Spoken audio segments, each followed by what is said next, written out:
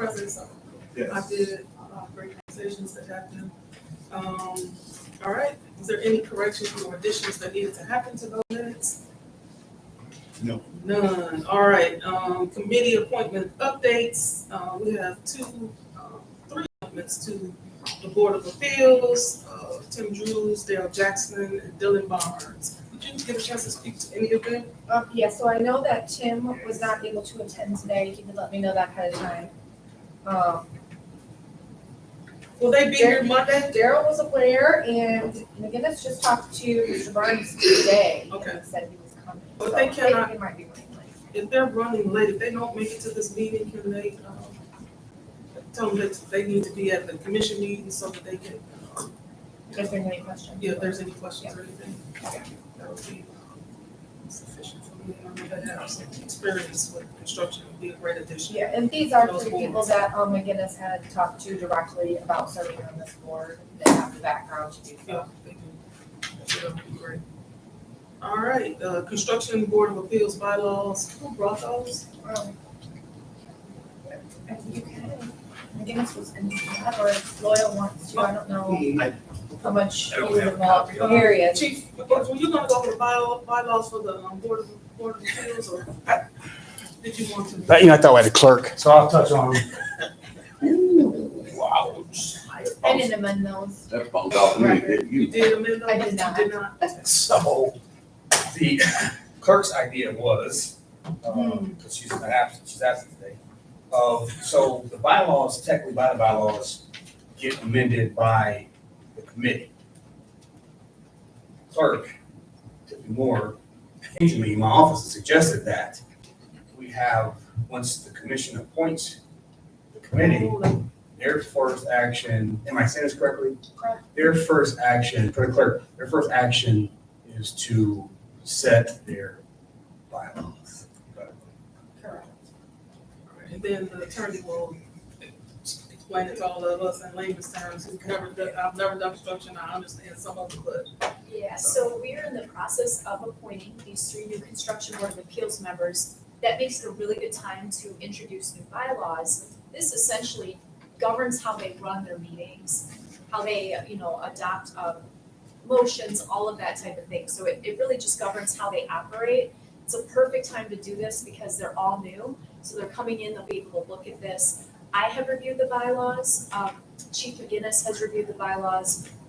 We did show all the changes still, so you could see how they've been amended since 2015. I think the last time they were adopted was 2015, so they will adopt these amended bylaws, and then they'll go in as new members with new bylaws, and they'll know exactly what's expected of them.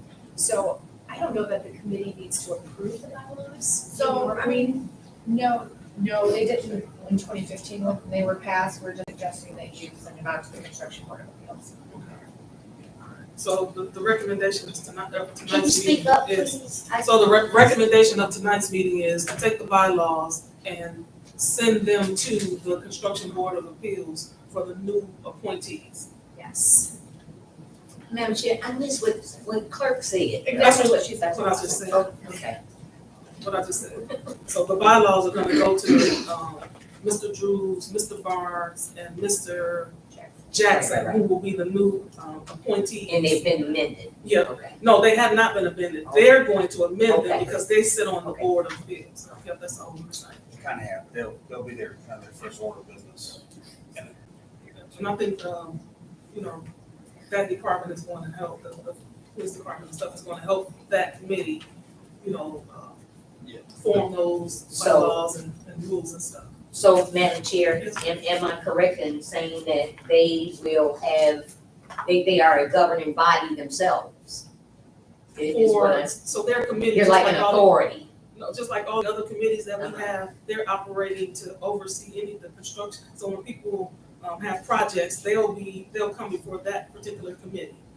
Right, Yeah. right, like planning and zoning that's in correct. downtown and brownfield.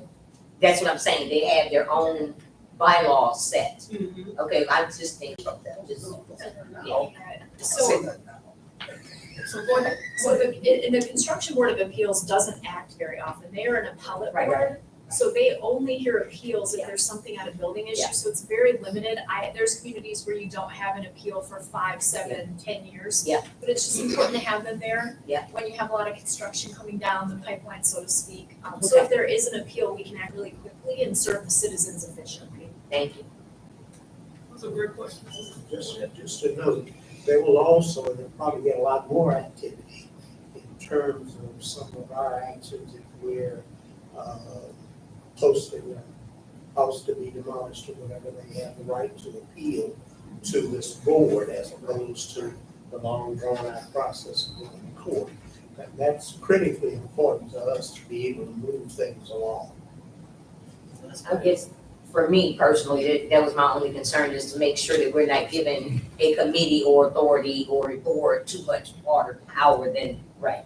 Yeah, no, that's a very good point. So they are actually governed by state statute. Okay. We don't give Yeah. them authority, we appoint, Right. because the state requires us to, but all of their authority derives from the state. And they have to follow protocol, law. policies and procedures and Yep. stuff. Thank you. Yes, ma'am.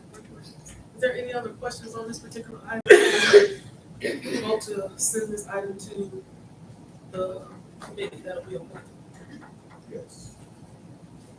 All right, This one, the commission, or? let's go to that committee. Going to the construction board of appeals. Construction Board of Appeals. Oh, Construction okay, Board of Appeals. yeah, but the appointments are going to. Go to the Russ, yeah. But we're voting, on the bylaws to go to, recommended that they go to this particular committee. Okay. You have any more questions? Not so much a question, I don't know if we have time, I just wanted to say something. So this is kind of scope of big picture. This is one of the blocks, one of the steps on why we're doing what we're doing, is one, we have to get stuff in place as a city, but two, we have a ton of things that are coming to the city. Via Mr. Little, some things we are happening here that are tremendous. And we are trying to get us to a place where we have the proper boards, committees, credentials in place. Because the next thing we're going to focus on right now is also like having the proper people credentialed on, that work with planning commission, zoning. So I just wanted to kind of put out there, and I know this is a big kind of concern of mine because we got so many humongous important projects coming in right now, of course, that we know about. But as we move forward for our staff, and of course, Mr. Roy Bennett, and our resident, born and raised, of some things that we need to have, and Mr. Little, I'm quite sure would agree, he could pipe in. The things that Loyal is working on now, currently, and we will do, for example, being actually certified. We're going to be certified in 2 entities for zoning administration.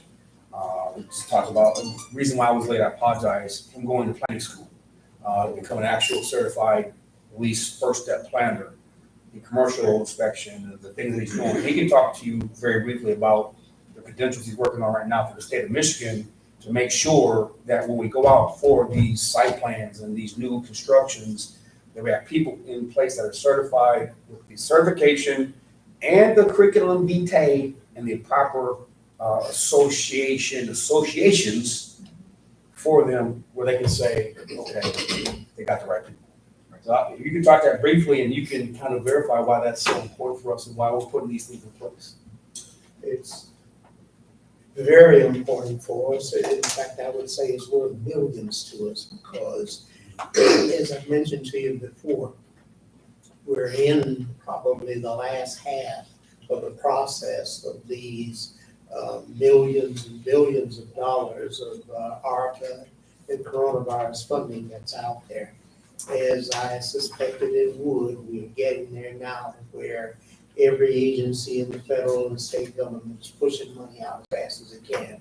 We're trying to get money for everything from broadband to EV chargers to housing, especially housing, and to be able to implement and use it properly and use it within the very short time frame that we have, because most of this money is required to be committed by September 30, 2024, and expended by September 30, 2026.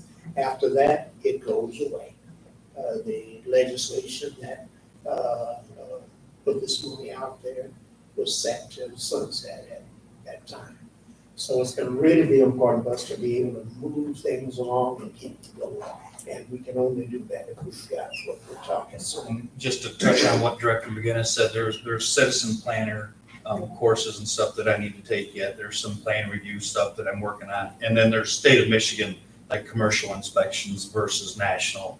The state has certain criteria that we're trying to get straightened out right directly, so that's just touching on it briefly. So we have state of Michigan certification as well as international code. Right. Council. International, yeah, which is a nationally accredited program, so. So that's, thank you for that. I just thought it was important for us to know, here's what we're building towards. We are Benton Harbor. We're the best. We gotta make sure we have the credentials in place. We got apartment complexes, stores coming, more apartment complexes, houses being built. So, I'm sorry. Met with a gentleman today, we're looking to do 50 more units here in the city. Speaking in mic, what you say? That is exciting. So I met with a gentleman today that was here to talk to me about doing 50 more units of housing in the city.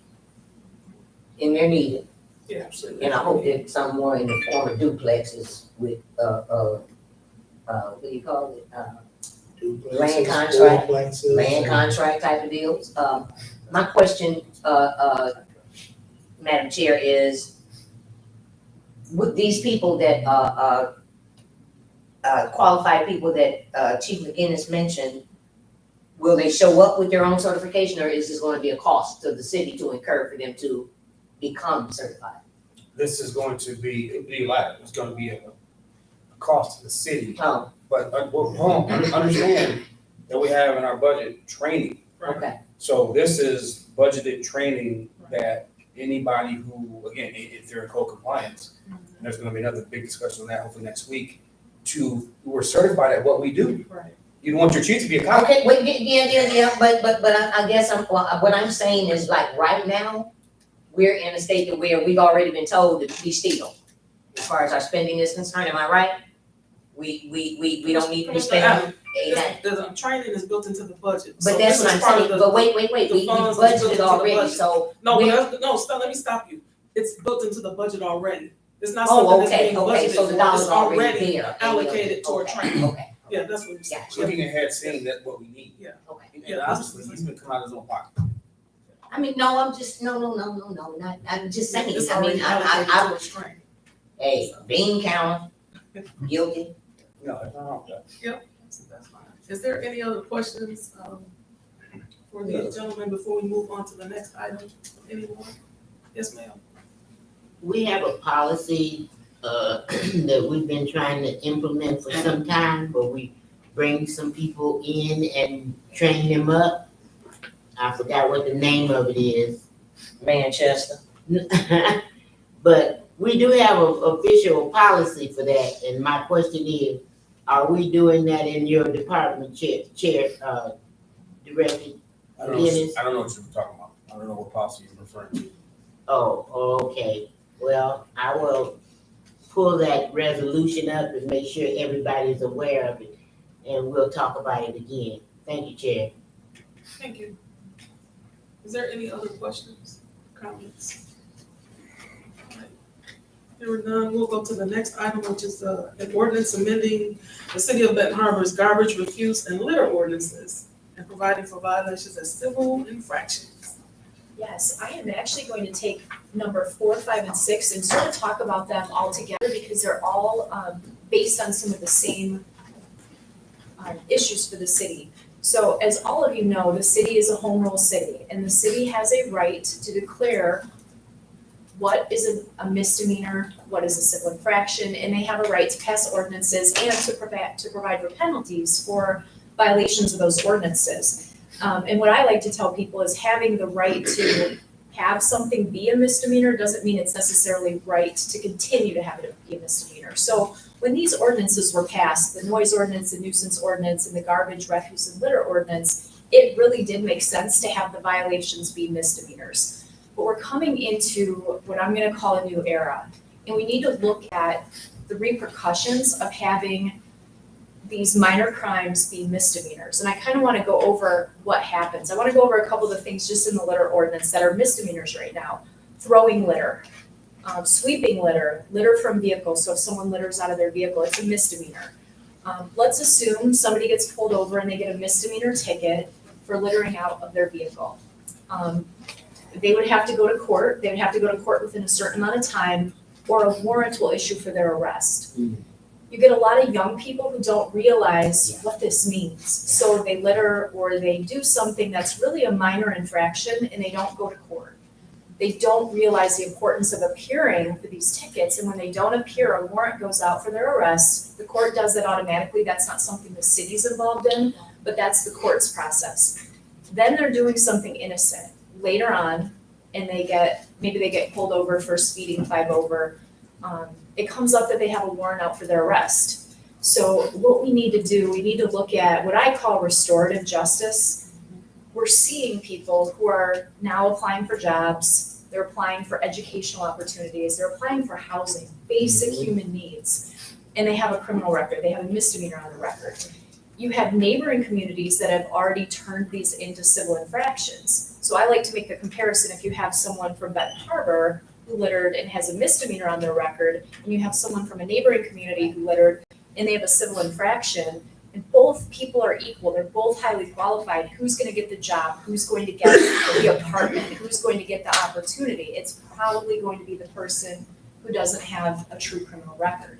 So I see this, and the Department of Public Safety has gone over this. This isn't something I started. I wanna be clear about that. This is something that I give all the credit to the Commission and the Department of Public Safety for going through ordinances and making this call that this is something that's good for our citizens. So my report on this is that I think it's something very important for the city. I think we need to do it at our October meeting, and I am proposing that you approve the ordinances as written with one minor change. I noticed something as I was looking these over.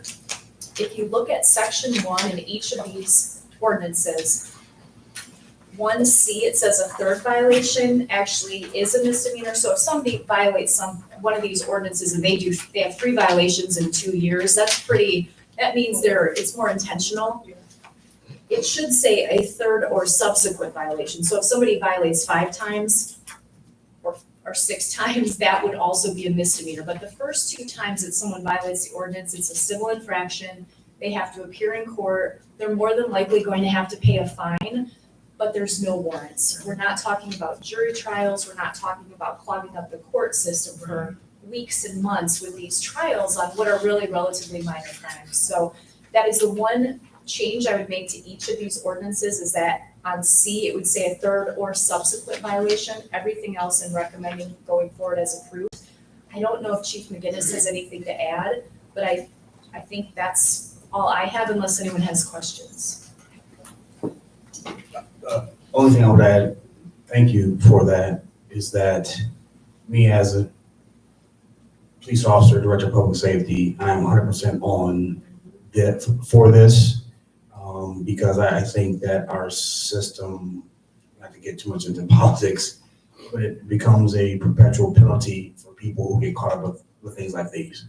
And we're not, as a police department, we're not want to arrest as many people as we can and pat our stats. We want people to be productive citizens, be able to have opportunities, be able to go around freely, get houses, jobs, homes.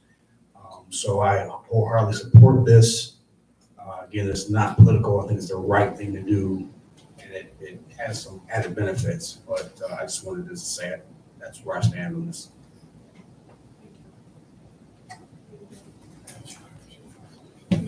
Right, and the manager's office is fully supported. Commissioner Hutchinson. Thank you, and thank you. Because it's been a long time coming, you're right, it's not political, because I've tackled these issues when I sat in that chair as legislative chair. And not only that, but I have a question, because I'm glad to see this coming forward, and there's probably some more that needs to be as well. I deal with a lot of youth and some of my own children that have encountered some of these incidences that cause them to lose their jobs. Is there something that we can do through the chair to attorney to tackle, child support? It's a big issue. If we ain't in the cemetery digging up folks to pay theirs, then something has got to give.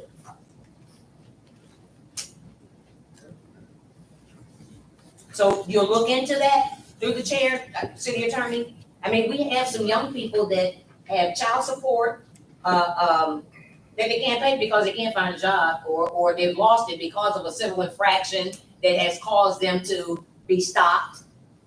They didn't pay that ticket, and then it's a cycle that's just been going on, and we need to find a way to stop it, because that's what we do as legislators. But that's a county issue, that's out of our. But we need to work with the county to, I'm just saying. Just knowing I have a couple of nephews that have gone over to talk with the What are you saying? child support people to actually work out payment plans, and have been in some of those same situations. So it's a matter of going over and having a conversation with those. It may be simple for some. No, it's not. It's been hard. They have, so just like a lot of young people, just like your sons. and some I'm not other just talking folks, about mine though. I'm just saying, Yeah. there's a I'm lot not of young just talking people about that are, mine. yeah, but there are solutions that are happening. I know. Okay, well, good. President Pillars has been working with young men, actually addressing some of those issues. Okay. James Gunther has, so there are solutions out there. They just need to work with the people that's working with those All right. solutions. Thank you. And I probably shouldn't say this, Please. but I know. 18 years I paid mine. Mhm.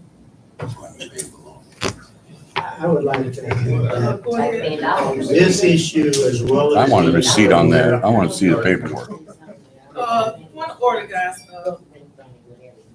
I was gonna say on this issue as well as on the changes we're making in these ordinances to civil infractions. I think there's an educational piece. Yeah. That we're all going to have to get involved in to make our young people understand that there is seriousness to this. That it's not something to joke about or play with and go on. Because with the changes we're talking about here, they got two opportunities. Now, they blow those, they're in the system. And they need to understand that. Thank you, Madam Chair. Last Thursday, I was out cleaning up the park at Roosevelt Park, and 2 cars of use were getting ready to go down to Jefferson Road at Pipestone. 3 youths jumped out and threw garbage of food and bags of food at one car. Then they came back around the other car, threw a bag of chicken bones and things at the other car.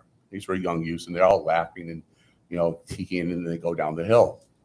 So I wanted to go out there, and I picked it up because, it's going to bring the raccoons, possibly coyotes, all that other good stuff. This is the first I have seen of something like that, of the youths throwing it at each other's cars. There was a lot of food. I don't know why they would do that because, it's expensive. And now that this has, been brought to our attention here, I think it'd be very interesting if we could actually put an addendum here.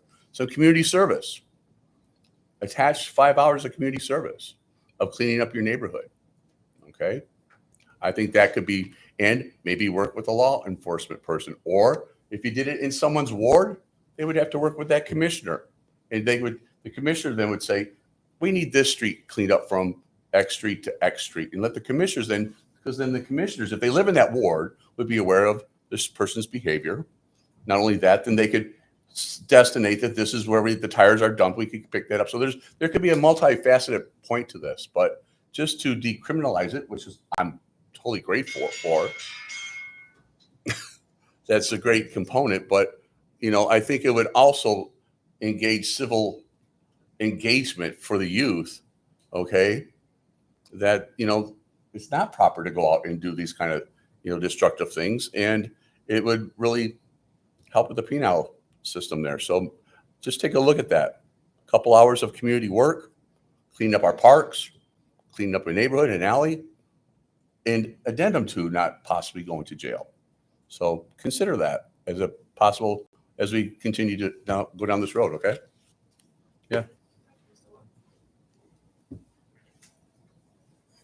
Is there any other comments? Go ahead, sir. Thank you, Madam Chair. Now, the dumping, is that same as legal dumping? It's still the same category as Yes. in? It's just for residents, though, right? It's just for residents? This is for anyone, so if somebody came here from somewhere else, they could also be charged for committing any of these infractions within the city limits. Yep. I have one question for you, Mr. Attorney. So if we, on the dumping, When, in past times, we've had towed vehicles when we caught them in progress, red-handed, which is basically instrumentality. Does instrumentality apply to civil infractions only if it's criminal? Only if it's criminal. You know, maybe we need to look at the, there's a big difference between somebody opening the door and pushing their Kentucky Fried Chicken box out in the street and somebody bringing a half-ton truckload and dumping it. I don't necessarily have the same feeling about that being an infraction. Okay. I'd like to see something a little stronger That's than what teeth. that. we talked about that. What did you say? Because there is, we talked about this very thing. And what did you say? So the trade-off here is that you can get damages. So if you have to stop someone from illegal dumping, there are still things in the ordinance that allow you, to take certain actions to force someone to stop doing something, even if it's a civil infraction. So we talked about the fact that you still have the authority to tell people to stop, you still have the authority to say that you could tow someone. And I know that there are actually state law penalties for certain offenses also. Isn't that, I know we use the state laws, like the state statute, which is a misdemeanor for certain offenses for dumping. So Is that- are the fines higher? Again, The fines are usually higher for the state offenses because the state offenses are misdemeanors. So a lot of these, there are heavier penalties under state law and you could almost write under both. Well, what I'm saying, here's my question. I think we're saying the same thing here. Here's our concern. Okay, it's a civil infraction, it's gonna cost us $500 for the junk haul or the public works to get that out of there. Right. Are we charging them, or are we changing the fine structure? Yep. Although it's coming down and being decriminalized, are we charging them what it would cost us for the remediation? Yes, so that's a good question and I can answer it directly. If you look at each of the ordinances, section 1E, any unpaid fines, fees, costs, and costs of cleanup that remain unpaid more than 30 days after a judgment or order is entered after an invoice for cleanup costs were sent, shall be added to the property tax bill. So people have an incentive to pay the costs of cleanup. If the city has to clean up and pay the bill, you get a bill and send it to the person the violator. If they don't pay it, you can ask the court to essentially award that as part of their fees, as part of their fine. So even though it might be a $200 fine, if it's $600 to clean up, the court can order a $200 fine plus $600 in cleanup fees. So if I want to answer you directly, I'm going to say instead of towing, people get a higher fine or a higher bill from the court and they have to pay that, or it can go on the tax bill. So that's the difference in the penalty. What I'm saying on the front end, Yeah. that's more paperwork and process that we got to do as staff to get that there, as opposed to, right now, we know it costs about $500-600 Right. to remediate the site. Can that be the fine? Yeah, that would be awarded as the fine, and if for some reason they don't pay it, unlike a misdemeanor where there's warrants that go out for people's arrest, that fine goes on their tax bill. Okay. So- You know, we have a lot of people who come into town that are not in this city, Exactly. that do this. And Yeah. I just put 2 pieces of equipment out here with cameras to try to catch some of these people doing this kind of stuff. And we want them made to stop. I don't want it to be light. Right. Okay.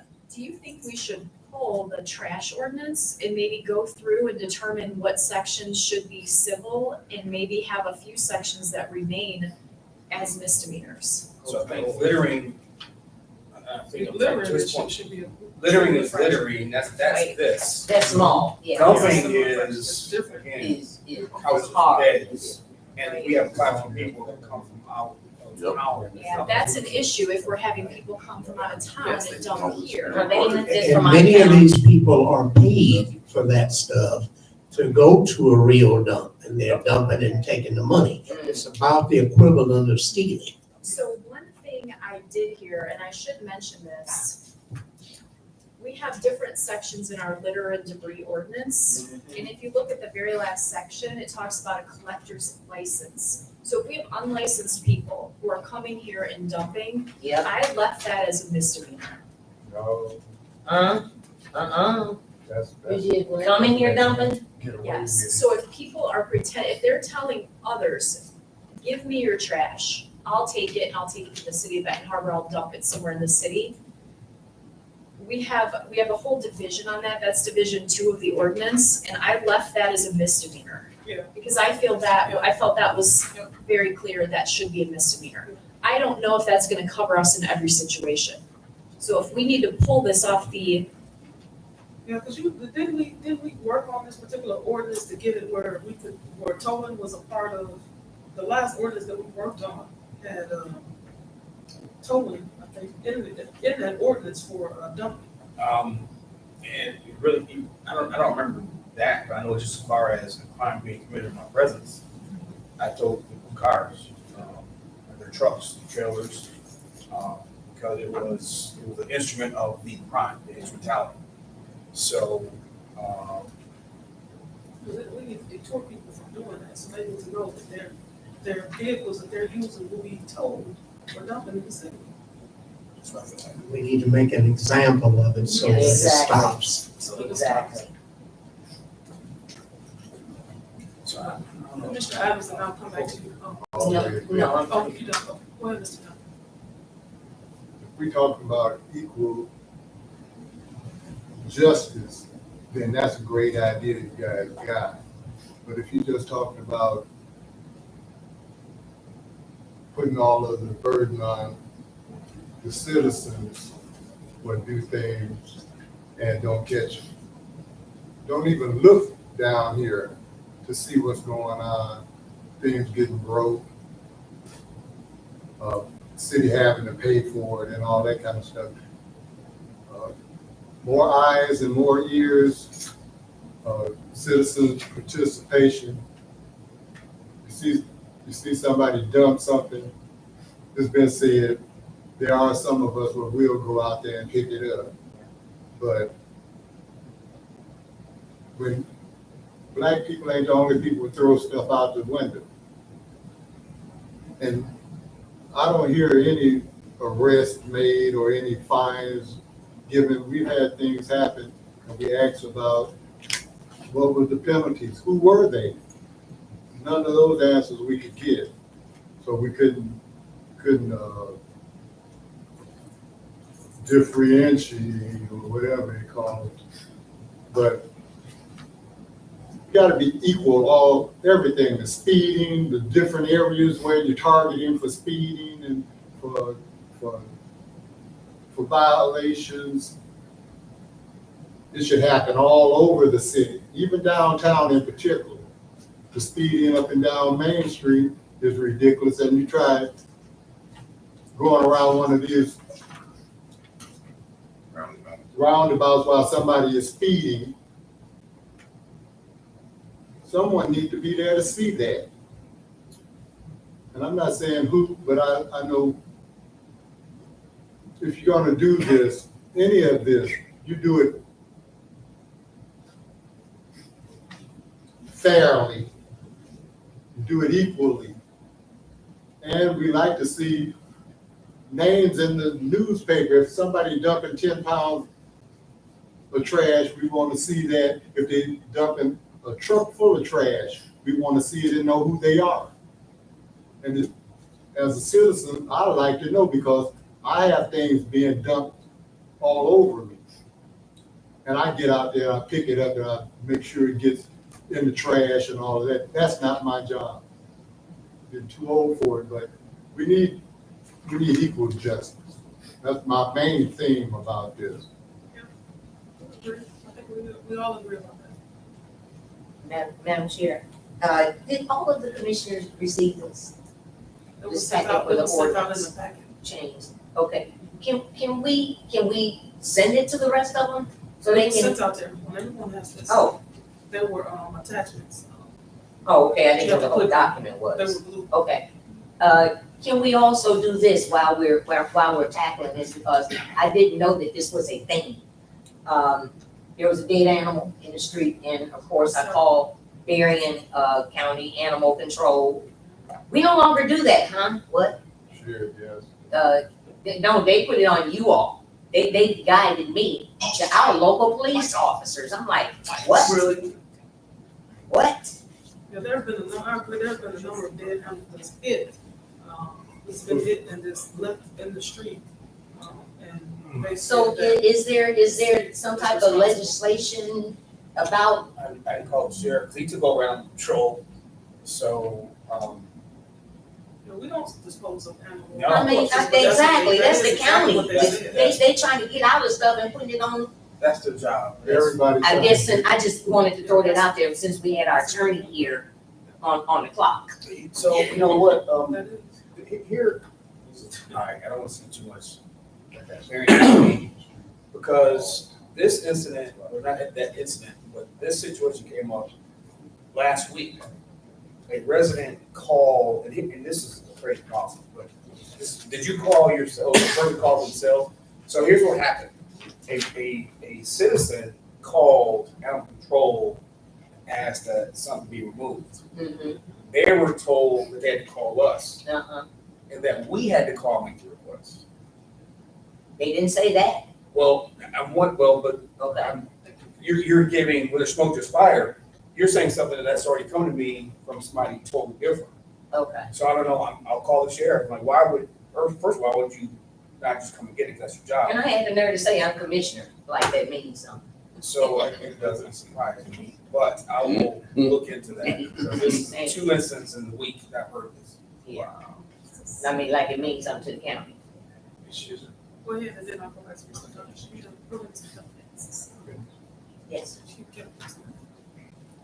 A bag from the store could solve that problem. They run over squirrels in front of my house every day, I'm saying every day, not every day, but they frequently. We gonna call Mr. Dunn. No, you don't call Mr. Duncan, you get you a bag like Mr. Duncan do, put his hand in the bag, reach down there, grab it, turn the bag out, tie the bag up, throw it in the trash. I do have. But That's better, They're supposed to dispose of carcasses. Exactly. They have the Berrien County Animal Control is supposed to dispose of those Well, carcasses. they're not coming, so what you gonna do, let the car just, what That's why we have this discussion. I think I have the floor. You did. Yes, sir. You did.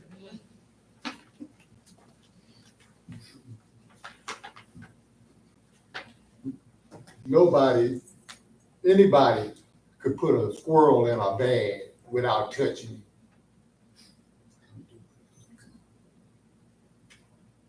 That's better than it laying out there in trucks, cars, and everything smashing, everything stinking. I don't get our people. Animals have diseases, and so really, Exactly. animal control should come out and pick up, and these aren't squirrels. There was a cat, there was a raccoon, and there was something else that was dead in the street. Possibly, it was an animal, so they really should come and pick those up and dispose of Exactly. them. Not citizens picking that up. You don't know what kind of disease So- those kinds of animals have, Somebody, rabies or something. Well, I'm somebody not must, personally gonna sit up and wait on none of y'all to do nothing for me. okay, Well, that's great. Because it don't happen. And you got excuses for any and everything, what to do, why you ain't doing it, and all of that stuff. You won't have to worry about a dead squirrel or a chipmunk or nothing else in front of my house. we can call Thank it you, dog Mr. I'm Duncan. gonna get it up. The next item on the agenda is, item number 7, I think, did you bring that one too? This Ignore citizens number 7 anyway. actually was a different committee, public safety, I believe. Is that one? They did a presentation and forwarded on to the legislative committee to approve the resolution form. I was, so remember we were in that long meeting? Yeah, Was so long this presentation? presentation was actually at the request of the mayor. Invited them, they asked if they could come attend the public safety meeting. They did quite lengthy Yeah, presentation good presentation. at public safety, and then forwarded on a draft resolution to present to legislature. Who did? Attorney, did you get a chance to look at this particular item? I did, and it was a really good presentation, and essentially, just to boil it down for anyone who wasn't here, they said, they showed proof that these ads for flavored tobacco are geared towards African American Yeah. young people, to Right. get them hooked on tobacco products, and they're targeted. It was a very upsetting presentation. So the attached resolution, they're asking the city commission to pass that resolution. All it is urging the legislature to ban those products. So it's not something we can really do on a local level, but you would be, as a commission, urging the state legislature to take action. So we can add something else to the breathe that. Yes, it's a support. A support resolution, Yes. So, just a minute, Commissioner Adams. Commissioner, you were there. Yeah, I was here, yeah, they did a great presentation that's, I think they're from the Detroit area. yes, And they talked about how they're targeting the teenage black African Americans, and said stores are just maybe 100 feet apart and just. What? we have quite a few of them. Actually, Mhm. I'm glad it just came up. I would love a letter to give to the Lansing legislature, to give to the national ones that are dealing with the Breathe Act. Just another thing to add on to our communities of color. Thank you. So. Yeah. Give support to move this item to the full body for our next, meeting. For a letter of support, Yeah, a letter of support. Are we moving on 4, 5, No, and yeah, 6? we have to go back to this. So Chief, what is your recommendation with these? Do you want these to go back to be, looked at? Because there were some things that should be added to those. You guys want to work in tandem to bring those items to public safety or back to the legislative meeting? Then that means it will have to be put on next month's agenda. Whatever the will of the commission body. tweak them, They need to be tweaked. tweak I them. have a suggestion. I think the noise ordinance and the nuisance ordinance are ready to move forward. Okay. I think the only question is the garbage, refuse, and litter ordinance, and I think what we can do to clarify that is have a two-pronged ordinance. One with all of the minor, the littering, throwing something out the window. That is very different than dumping appliances. Yes. I think we can separate that, and we kind of went with the ordinance as it's drafted. We can move things into two categories Yeah. and present it to you again with the minor civil infractions and the things that really maybe could still be misdemeanors. So I think that's how we resolve that. Okay, I'd like to get back and go to 26, chapter 26. Okay. One thing in there is like spitting on the sidewalk. Yeah. So will that be a misdemeanor? Yeah, What? Spitting on the sidewalk? That's a lot of bacteria. Nobody should be charged for No, spending. no. Okay, so let's Crack the move the noise, the other two ordinances forward, and then the litter, the garbage, the dumping, we'll tweak that one. Last item on this agenda is the discussion about the responsible contracting policy. Had an opportunity to look at that because it came back, it was recommended to come back to this committee. Yeah, it came back, Chair, and we discussed it. We was on vacation. And we came up with, turn to speak on this. yes. So I actually met with our city engineer on this. And the reason I did that is because the city engineer manages a lot of the projects and a lot of the bids. And I very bluntly asked them to look at the policy and to, they know these contractors, they're working with the same contractors. You have sort of a group of contractors that you're working with consistently. And as Mr. Little has indicated, there is money out there for some big projects that are coming down the pipeline. You use a lot of the same contractors on all these projects. What we came up with is the fear that this policy, although it might be good in theory because it really requires contractors to dig in and hire people from the city of Benton Harbor. The problem is if they can't do that, they are going to say, we can't meet these qualifications, we're not going to bid.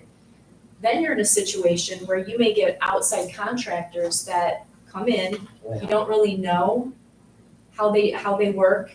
And if they're from a different part of the state, they're gonna charge you a lot more. So what we talked about was the net gain to the city. Does the city gain from this policy or do you lose from the policy? And here's what we talked about. If 3 people from the city get hired on a large project, but the only contractor that can meet the qualifications charges you $1 million more for the project than you would get from a local contractor, the city's losing overall. You're not winning. And that's really what we think is going to happen, is that the qualifications are so high. You already have policies out there.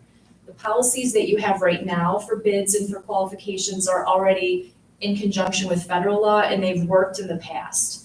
But even now with those qualifications, contractors have had a tough time meeting those requirements. Now, if you add a bunch more requirements to this, you risk getting bids that are double what the work should cost if you could get someone local. So there's a huge risk to the city in turning off local contractors that say, I can't even touch this. Then you get contractors that come in and say, well, nobody else wants it. I can bid whatever I want because no one else will even put in for it.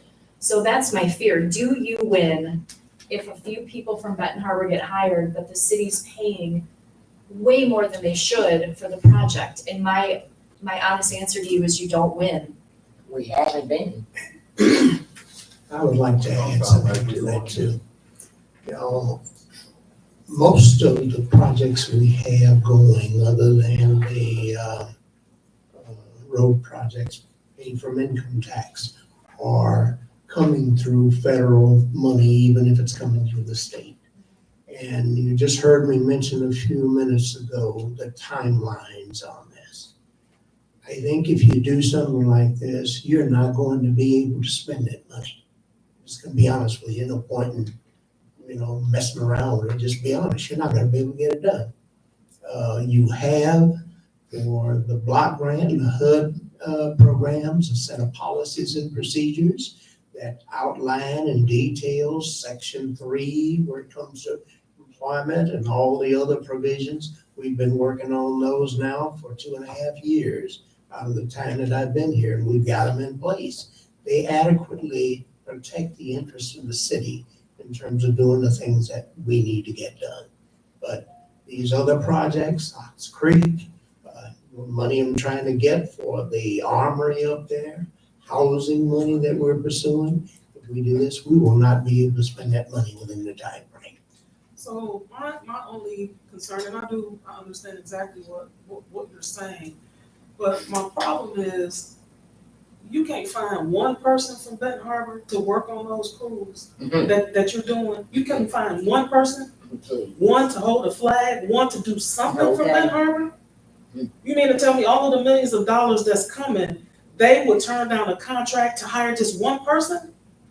Many of them are. That's I will be bringing you a report soon that covers what happened in terms of lead line. Particular contractors that did very well in terms of hiring on that. All of them didn't succeed, but many of them did. A lot of people did get employed. We're required on every one, like the sidewalk project, that's a Section 3 project. Right from the beginning, we're on top of them to make sure that they are getting and hiring Benton Harbor people and monitoring to see that they keep up with it. At the same time, we recognize there are some limitations. I mean, Saturday when we were out there and I was talking with the concrete contractor, and in fact, I'm sure several people heard him say, I can't find people to work. And he's here every day, and he even told me I couldn't get my son to come to work. So I think what you really want and what we will do is make every effort to try to make certain that there are no Benton Harbor residents that want to work, are able to work, and qualified to work, that don't get a chance to do so.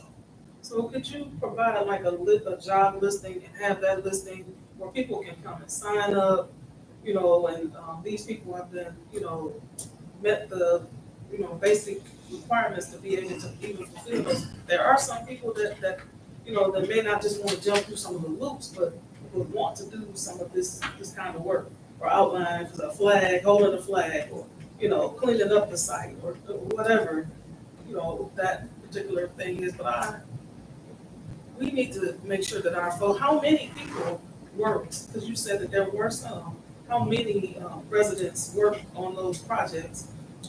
And did you have a list of those names and those people? That would be great for our next report out of how many and who they were. It'll probably See be if we helpful. can get you some information. So, Commissioner, thank you. I'm putting my citizen hat on now. So I just want to just kind of give some facts. So when you said we can't hire like not one person, let's bear in mind some things. I'm looking at documentation before me. You know, throw out police. We got 9 openings. We've had that for a while. Throw that out. That's spurious. Looking at, well, let's look at our agenda here. We got board vacancies. 2, 1, 8. I don't want to be on boards. 3, planning commission. Gene Clark Park, attendance. We haven't had it for 2 years. How long have we not had a finance director? We have other community block development. He's been trying to hire people. My point is that it doesn't seem like people want to work now. So we ourselves as the city has to be able to hire just one. They're not residents. So I just want to put it out there, just a thought for caution of us ourselves as an entity have open positions. You know, how much money are we losing at the beach because we don't have attendants out there? We're not going around, able to go around to the parks. I don't know what income tax oversight is, but where are those 8 people at? So I just think we should be careful as a citizen, I'm speaking of that. We want to have, obviously, our people working in fairness, but I don't think, as my mom would say, let's not cut off our noses by our face. I just lovingly put it out. He's exactly right about that. I mean, we went 10 months trying to get somebody to clean the building. And well, unfortunately, the same guy that left came back. My position down there, as of tomorrow, will be exactly 3 years I've been here. I came October 5th, 2020. And I've had 5 people in that position. And the person I've got now, even next week. It is not easy. When I was over at Dollarite, I had the same problem, trying to hire drivers. We would take them and if they train them, pay the cost to get them a CDL and everything else. Couldn't get them. We get them, they come in, do the training, and off they go driving their trucks. And if I could just make a few other points, and people may have more comments after I mention these few. I want to emphasize too, this policy is really geared to get union, well-paid jobs. One of the fundamental issues is that I think we need to get more union training in the city. We need to let our youth know that these jobs are out there. And until we get people trained, we're talking about even just trying to find cleaning staff. It's very hard to find people who are highly skilled in the union workforce. So I think there's, that's an educational element that we don't have control over that here. We need to train people in these union jobs so that maybe someday, maybe in a few years, this policy might make sense because we can say, we know there's this many union trained carpenters and skilled workers that are living in Benton Harbor, so that these contractors, we know they can hire them because we have records that they've been trained. Right now, we don't have that, and that is not anyone here, that is not anyone's fault. Yes, It's it just- is. I'm sorry. But it's something, I It think is. it's an aspiration. I think we can work towards They're that. wealthy people. And allow our high school students to know that this is a very legitimate, positive career path. So I think that's number one. We've really focused on hiring, but there's a lot of other elements to this policy. We already have very high high qualifications to submit a bid. So people have to submit a lot of information, and this policy forces them to hand over confidential information about their business that they would not otherwise have to give to any other community. So you would be setting a higher standard for what's needed, and I would anticipate that a lot of the companies would actually have to hire an admin staff temporarily to get all the information that this policy requires, that no other local municipality is requiring. And I think that kind of goes into what Mr. Little was saying. Everyone has to have this ARPA money spent by 2026. So you're competing, there's only so many contractors and you're competing with all these other local municipalities. If you make your bid requirements more difficult and almost impossible and no one else does it, if everybody does it at the same time, you're on equal footing. But if everyone is bidding for all these projects at once, but Benton Harbor has these super lofty requirements and we have to hire administrative staff to get the documents together, we have to create new documents, they're gonna say, well, why would I bid in Benton Harbor if I could bid on, there's projects to bid everywhere. I'm not going to bid on Benton Harbor projects, I'm gonna bid on everyone else's. So that's a risk too, because this money has to be spent quickly.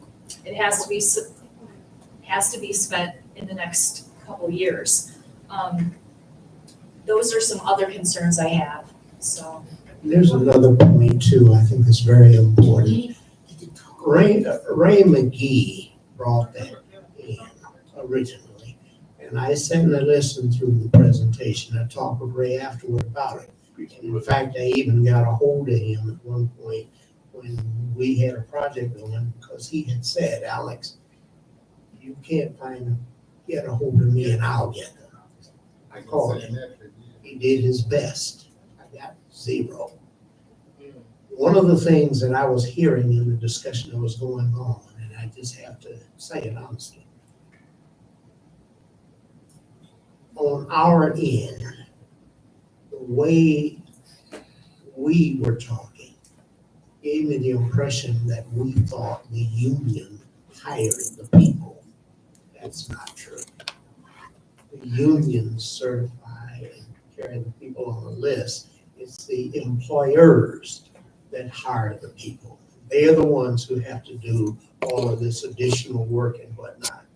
And for what it's worth, and I work for you, and my attitude is, if you want a chartreuse duck, we'll try to do it. But I'm gonna tell you, we do this, we will not be able to spend that money. So I had one other point. The attorney mentioned education.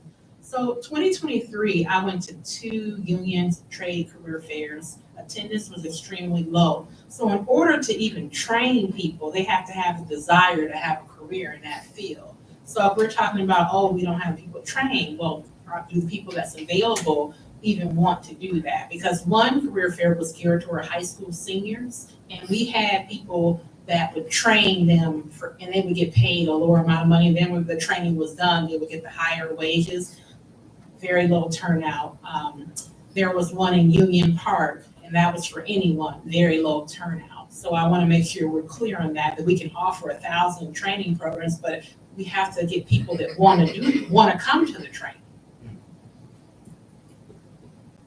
Thank you, Chair. So Albemarle got to y'all and told you that this was gonna cause them a problem. Well, Albemarle is a problem and always have been a problem for Benton Harbor. They don't stand by their work, and they don't hire and don't make a point to hire our people. Now, the state of Michigan is pushing for apprenticeships all over the state. They're just throwing money at everybody. Now, true enough, this is part of structural racism, how the blacks got out of unions. At one time, we were the only ones with the skills to be in the union. They let us in so we could work with them. Here we are again, the same spot. Decades later, our kids don't see the need for them to step up for $200 a week compared to $35 an hour. The apprenticeship program only gives them that avenue. But this contract will also allow us to make sure that our Section 3, as well as our other 25%, is done right. Abermarch, for 40 years or 30 years, have not put that in the plan at all. Mr. Little put it in our community block grant. Before that, we got nothing. The first $14 million that came into the city, we got nothing. And now we're going to get more money and we're going to get the same thing, nothing. So if Abermarch is feeling this pain now, they should, because they have not ever touched a $1 million performance bond, not one time. And we've had equipment, we've had all sorts of things, and repeatedly doing the jobs over. So now, if you let Abermarch tell you, not Abermarch, yeah, it's Abermarch. If you let Abermarch tell you that this is gonna stop, do you know how many union contractors did the lead line? Union contractors paid people union wages, and they all did excellent work. If you go in some of the things that B and Z did in my ward, it's shameful. But if you go where the union contractors did, you'll see workmanship. The curbs were great, the sidewalk, you'll see workmanship. But let Abermarch put fear in your heart. Let other people say that we ain't gonna be able to spend the money. Who can't spend the money? We can spend our money, and we can spend it on, if that's what we need, the high end, to hire 3 people to take care of 3 families. That's good. That's a good start. We got to start somewhere. But if you're just so fearful that we can't spend the money, that is not true. We're going to spend that money. Community block grant money has been on hold for years. And we finally getting to spend it. And we're going to do this too. Don't fall for that we're not going to spend the money.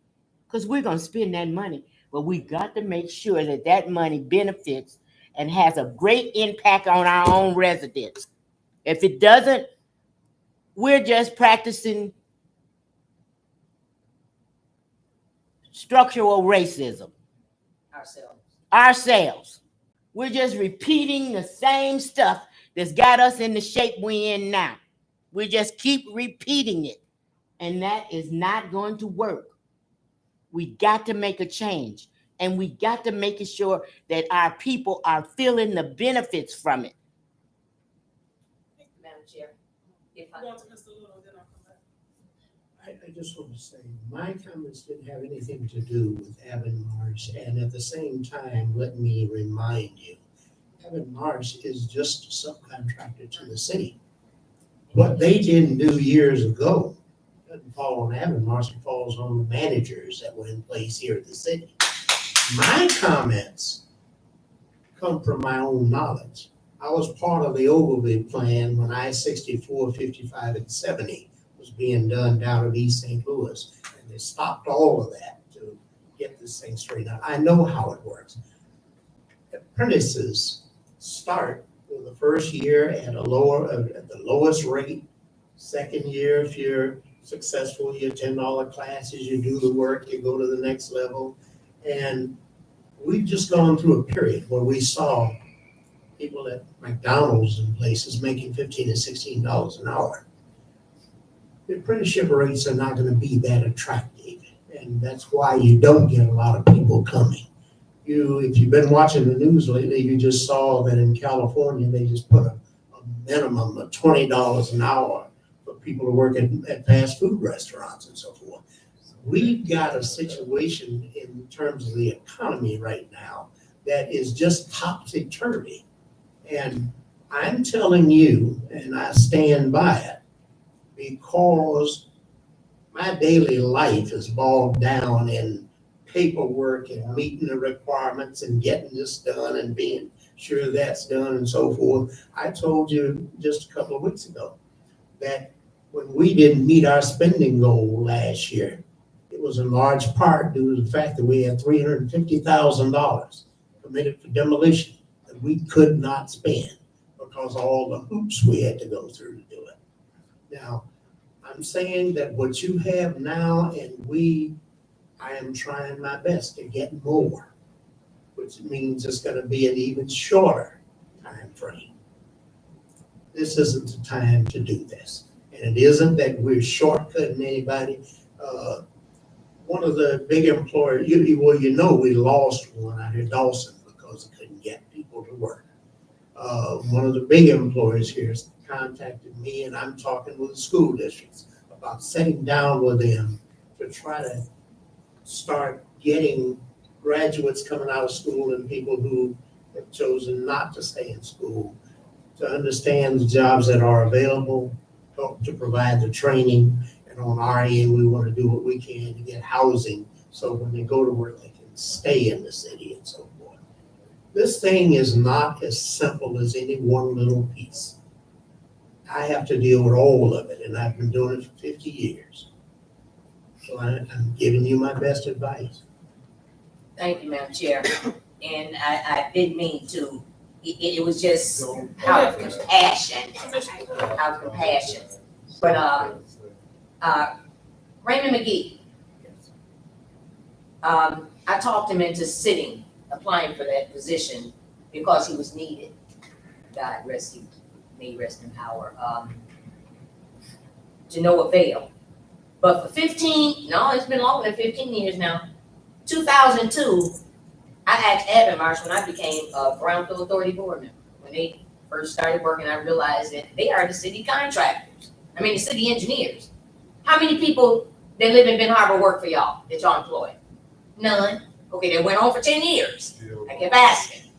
And even Mark Florian, when he had a company, a tangible environmental company, how many Ben Harbor residents, you got any college, any high school students over there? No. We gonna get some? It ain't like we have failed because it has been too many things that have come before us. And in the 18 years that I've been down here begging my colleagues to get somebody in here to put this thing in place, to place the professionals in the community where they need to be to teach and train, they could be there by now. But everybody's too busy. If all they doing is playing when they in school, and then they playing when they get out of school, where they got to go, Boys and Girls Club, what they learn. So it's a continued cycle when they should be learning while they are young, working with the schools, with those that are in authority and the superintendent, to start these children at the age of the 7th grade. Teach them how to use a hammer. It ain't gonna hurt to hit your hand, a finger. A nail don't even hurt that bad. It heals when you're young. But we have failed. But it doesn't mean that we stop work, because growth has got to continue. But we got something that's in place that has not been working, and something needs to change. And usually when something is not working, change is needed and needs to take place. And it should have been with Avonmarsh about 10 years ago. Because at some point, just like these seats right here change, your position changes along the way, contracts need to be looked at. And those that people elect in Ben Harbor, they need to look over those contracts and do some reconsideration and putting out an RFP and checking to see, is there anybody better or willing to work with us to get the job done. But things can't remain the way they are because this is the way they've been. I don't know. I don't have all the answers, but my opinion is just as valid as anybody else's. And we gotta do something. Anybody else? Please speak up. So I've said this in a couple of meetings, and I'll just quickly go over it again. I happen to do workforce development starting in middle school, starting in 6th grade. We have to allow youth to tell us what they're interested in. I can't put a hammer in an 11-year-old's hand if they specifically want to do hair. So what I'm doing is I'm helping the youth and I'm having them explore different careers, but they still have a choice. And that choice just may not be what necessarily is needed today. And it doesn't necessarily alarm me because an 11 or 12-year-old, when they are an adult, something else may be in demand. Yeah. So I just want to say that it has to be an audience of people that want to do what, and I don't know, maybe we just don't have that right now. Yeah, Maybe desire. we will get it, but it has to be a desire to do the union or do those type of roles. Bless your heart. Yeah, just recently, Keep up the good work. yesterday, I sat through a VR training. Representative Andrews had come out to one of our schools and was introduced us to this organization that does VR with workforce and career exploration. So career exploration used to be pictures and stuff on the computer module. Now they have turned it into a virtual reality game where it's a simulator VR. And so I got a chance to sit through, and there's a company that does VR career development. So you can actually put on these goggles and actually do all kinds of technical work. Almost all of the construction trades is on this particular VR module, so kids can get an opportunity to walk through different jobs that they may be interested in. And I agree with you, we need to start young. In fact, because I work with those, we're looking at starting that at, with the 3rd graders, looking at career exploration and stuff that they may be interested in. But definitely, I think they're going to look at it on the upper level. So again, attacking careers so that kids get an opportunity to see what's out there, because many times that's the issue. They don't know what's available because they only know what they see. And so to explore careers with them using technology that they're used to, which is video games, and being immersed in a sim, and it is incredible. I was like, oh my gosh. They had an oil change simulator and just all kinds of amazing VR to get kids looking at careers. And that same program that you're talking about, I'm trying to get that for my program here in Benton Harbor. The issue is very expensive per headset. Per head. 2,000. I don't know if you didn't hear. It's 2,000 per student, and then it's a minimum. So, of 15,000. So I'm working on trying to get funding. So hopefully, we'll have it. But she's right. I literally stood under the car and changed an oil virtually. So it's amazing, but it's expensive. Okay, so if I may, Madam Chair, we got 15%. But I don't think of our Black grant dollars for education for our community. That's a solution to a problem. Go ahead. We don't have 15% for education. We have 15% allowed for public services, but whatever. That's where the summer youth program, the feeding programs, the way around, so forth, classified. No, There's no 15%. okay, I'm not gonna argue about it because I spoke to somebody specifically at HUD that told me that 15% was supposed to go towards education. I understand. Okay. I'll double check that. So, all right, is there It would be nice. any other questions before we move? Well, let me say there's one other issue. When it comes to grading under this policy,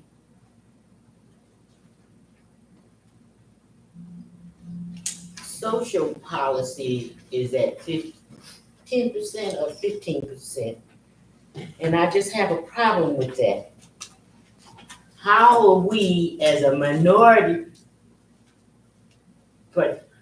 Black community and the lowest percent of it is social policy. 15%, we give 25% to education. I wish I could find that. And we give 25% for something else, but the lowest thing is, percentage-wise, is social equity. Come on, How brain dead can you be to let that be your bottom priority? We can't do that.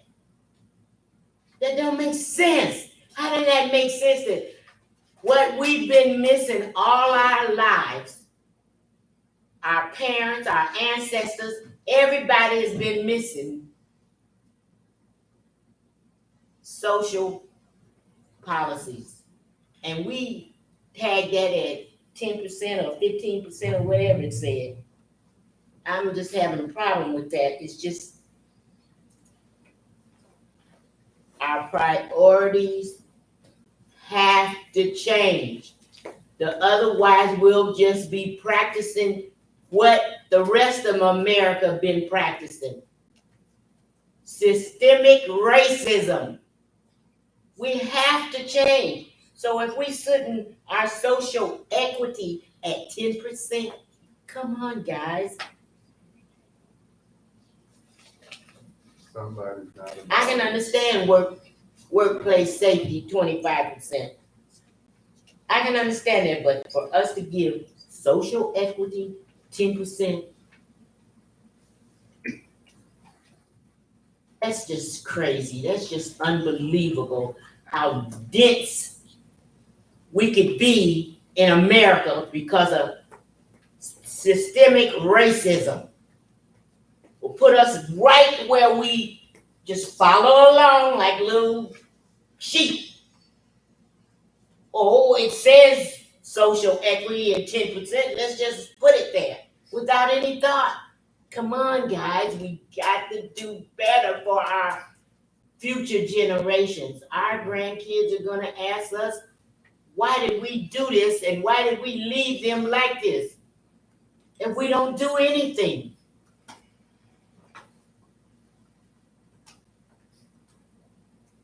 Social equity, 10%.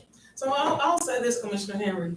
When I have any suggestions or ideas, I actually put it to paper and I present that so that I can present a solution. Because it's one thing to talk about something for 20 years versus then producing it and making a change to it. So that's always been an option. So there is the solution. So you have an option with the 10%, present another solution.